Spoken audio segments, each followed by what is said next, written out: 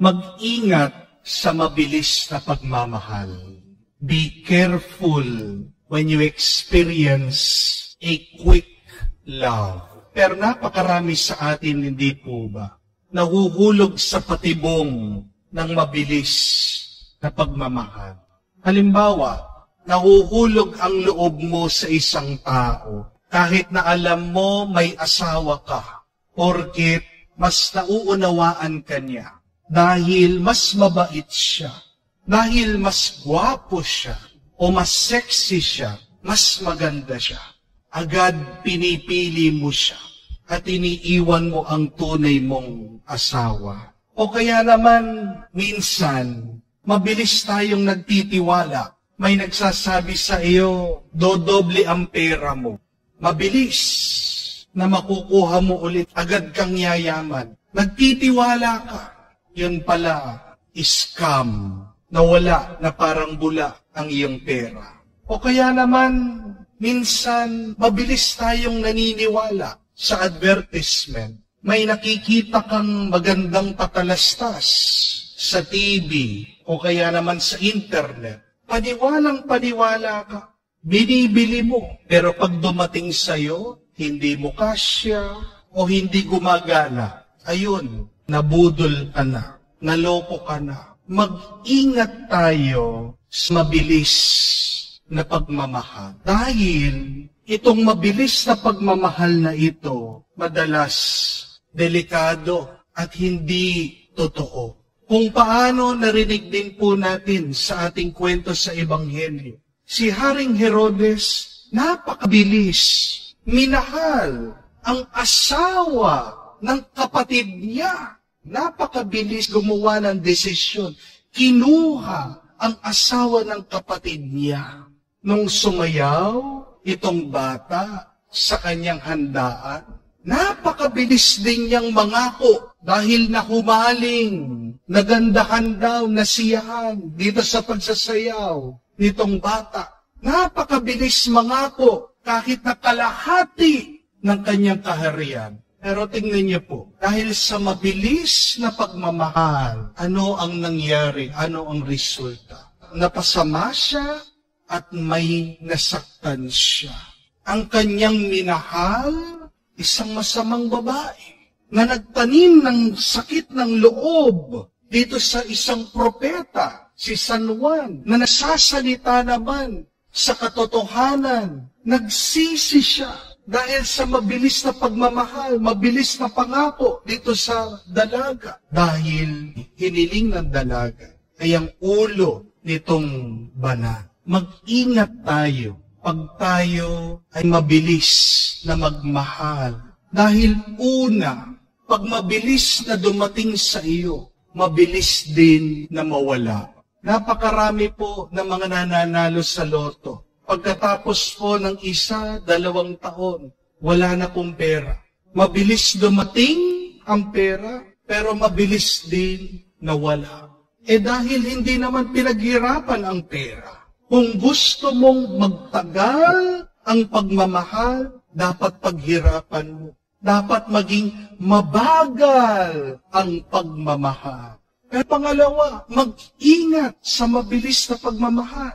Dahil anuman ang mabilis na desisyon mo sa buhay, madalas pinagsisisihan mo ito. Hindi po ba? Pag mabilis mong binili, minsan nasisisi ka, bakit binili ko to? Kaya sabi nga po nila, pag ikaw ay may binibili, dapat maghintay ka muna ng 1 linggo. Pagkatapos ng 1 linggo, kung talagang gusto mo pa rin bilhin, doon mo palang kunin.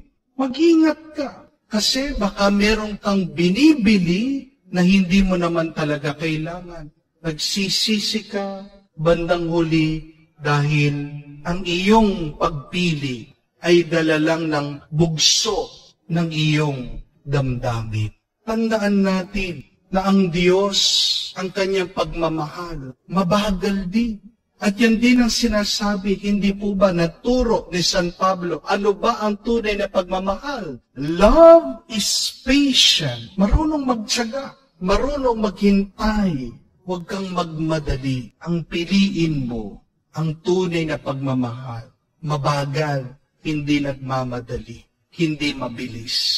Isa po sa mga bagay na hindi alam ng mga tao tungkol po sa akin, ay yung nagkaroon po ako ng girlfriend bago po ako ma-ordain. Ayan, kukwento ko po, napakarami po kasi nagtatanong, Father, nagka-girlfriend ka ba? Father, na-in love ka ba? Sabi nila, no? Para po tumigil na yung mga nagmamarites. Yan po yung kumpisal ko, yan yung confession ko. Opo, nagkaroon po ako ng girlfriend bago po ako magpari. Pero, nung nagkaroon po ako ng relasyon habang ako'y nagpapari, nagkaroon din po ako ng dilema. Nagkaroon din po ako ng problema. Kasi, paano ko magpapatuloy sa pagpapari kung meron akong girlfriend? Kailangan, hindi po ba? Isa lang yung aking pilihin. So, I was torn between two options. San ba ako talaga? Ako ba'y magpapari? O ako ba'y lalabas at mag-aasawa? At nung pinagdarasal ko po ito, talagang hirap na hirap po ako sa pagdedesisyon. Dahil mahal ko ang Diyos at mahal ko din po yung babae. Kaya nga, nagpapatulong po ako noon, nagdadasal ako sa Diyos, sabi ko, Panginoon, ano ba yung tamang desisyon? Sino ba yung tamang pipiliin ko? Kayo o siya? And obviously, pinili ko naman po ang Diyos. Kasi wala naman po ako dito kung pinili ko yung babae, hindi po ba? No. Pero ang tanong, bakit pinili ko ang Diyos at hindi yung girlfriend ko? Kasi po, nung nagdarasal ako, ito yung naisip ko, ito yung naramdaman ko. Ang tagal-tagal ko nang minahal ang Diyos. Ang tagal-tagal ko nang minahal ang bokasyon sa pagpapari. Mag-umpisa po ng maliit akong bata. Talagang gustong-gusto ko nang magpari. Ang dami ko ng pagsubok na dinaanan dahil sa aking kagustuhan na magpari. At pagkatapos, isasantabi ko lang yun. Pagkatapos, itatapon kong lahat ng yun dahil dito sa aking girlfriend na nakilala ko lang 3 months ago. 3 buwan lang po kami na mag-on. Kita niyo po, anong pipiliin ko? Itong matagal ko nang minahal o itong napakabilis na pagmamahal ko sa isang babae? Yun po yung naging desisyon ko. Bakit ang Diyos yung aking pinili? Pero tingnan nyo naman po, kung pinili ko yung aking girlfriend, maaaring napasaya ko siya. Pero kung hindi ako nagpari, marami akong tao na hindi napasaya. Marami akong taong hindi natulungan.